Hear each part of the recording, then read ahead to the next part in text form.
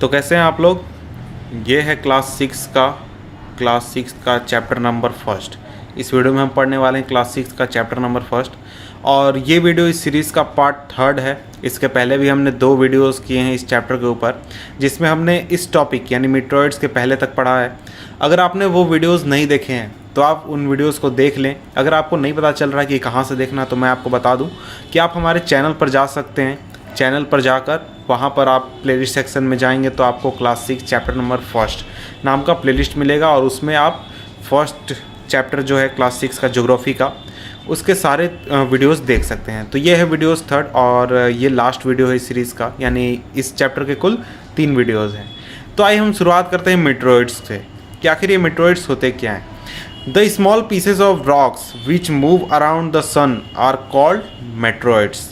तो देखिए, meteoroids small pieces of rocks होते हैं जो कि सन के चारों ओर घूमते हैं, इन्हीं को मेट्रॉइड्स कहा जाता है।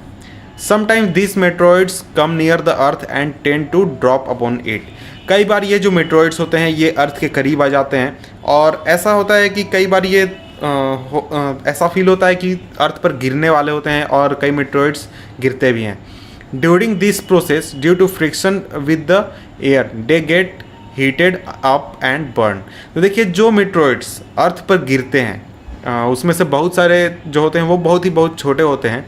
तो वो जब अर्थ पर गिरने लगते हैं तो अर्थ का जो एटमॉस्फेयर होता है, यानी जो अर्थ है उसके चारों ओर एटमॉस्फेयर है, उसकी तरफ जब वो गिरते हैं तो उस समय जो उनका फ्रिक्शन होता है एयर के साथ में, यानी एटमॉस्फेयर के साथ में, उस फ्रिक्शन की वजह से वो बहुत ही ज़्यादा हीट हो जाते हैं और वो जल जाते हैं, वो पूरी तरह से बर्न हो जाते हैं। तो इस तरह से वो एटमॉस्फेयर में ही ख़त्म हो जाते हैं और अर्थ तक नहीं पहुंच पाते हैं। It causes a flash of light. तो एक तरह का फ्लैश ऑफ लाइट जनरेट करते हैं जब ये बर्न होते हैं। Sometimes meteor without being completely burn fall on the earth and creates a hollow. तो देखिए, कई बार ऐसा होता है कि ये इतने बड़े होते हैं या फिर ऐसे पत्थर होते हैं जो कि पूरी तरह से बर्न नहीं हो पाते हैं और पूरी तरह से जल नहीं पाते, और ये अर्थ पर गिर जाते हैं। तो जब ये अर्थ पर गिरते हैं तो एक तरह का हॉलो स्ट्रक्चर क्रिएट कर देते हैं अर्थ के ऊपर, और उसके आसपास सराउंडिंग आपको इमेजेस भी मिल जाएंगे अगर आप इंटरनेट पर सर्च करेंगे कैसा वो दिखता है। तो हॉलो टाइप का एक कंडीशन क्रिएट कर देते हैं अर्थ के सरफेस पर। Do you see a whitish broad band like a white glowing path across the sky on the clear night. तो देखिए, वाइटिश ब्रॉड बैंड आपको देखने को मिलता है रात में, अगर आपने ध्यान दिया होगा या फिर कभी ध्यान देंगे तो आपको देखने को मिलेगा। It is a cluster of millions of star. तो देखिए, ये जो वाइटिश ब्रॉड बैंड होता है ये देखने में आपको वाइटिश लगता है ये, लेकिन रियलिटी में बहुत सारे स्टार्स का एक क्लस्टर होता है, और this band is the milky way Galaxy. तो ये जो बैंड आप देखते हैं ये क्या है, ये है मिल्की वे गैलेक्सी। गैलेक्सी क्या होती है तो आगे मैं उसको डिफाइन करूँगा। Our solar system is part of this galaxy. हमारा जो सोलर सिस्टम है यानी सन, मून, हमारा अर्थ और दूसरे प्लैनेट्स या फिर मेट्रॉइड्स, ये सभी इस गैलेक्सी का हिस्सा है। यानी कौन सी गैलेक्सी? मिल्की वे गैलेक्सी का हिस्सा है। ये देखिए, बहुत ही इंपॉर्टेंट क्वेश्चन एग्जामिनेशन में पूछा जाता है कि हमारा जो अर्थ है या फिर हमारा जो सोलर सिस्टम है वो किस गैलेक्सी का हिस्सा है। तो यहाँ पर आंसर होगा मिल्की वे गैलेक्सी। मिल्की वे गैलेक्सी।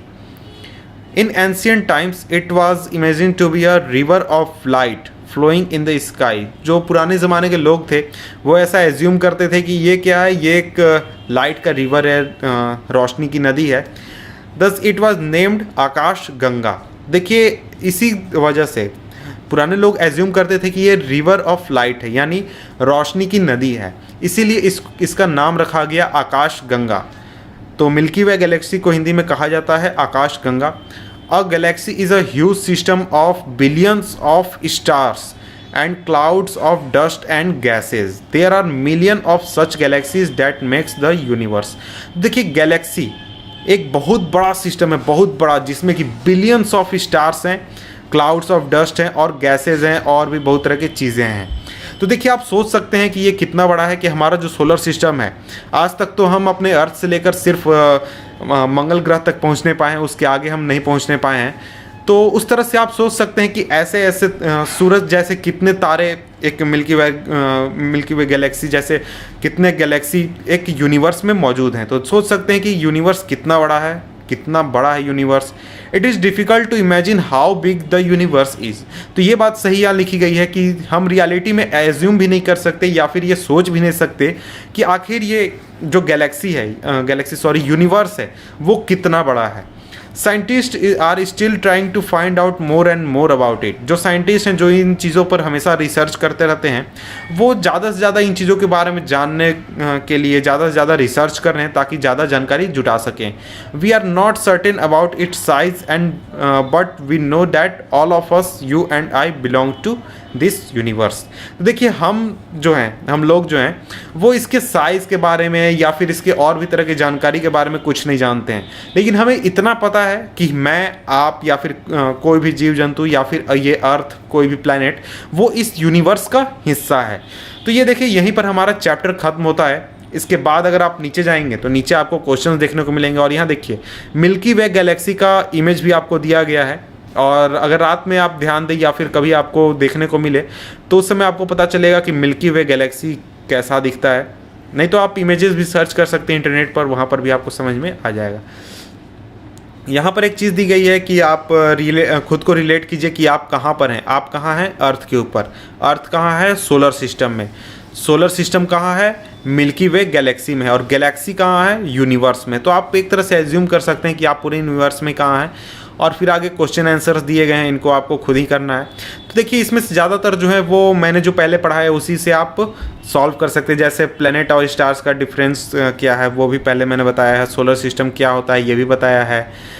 प्लैनेट्स का आप सभी का नाम लिखना है उनके डिस्टेंस के अकॉर्डिंग, ये सभी चीज़ें आप कर सकते हैं।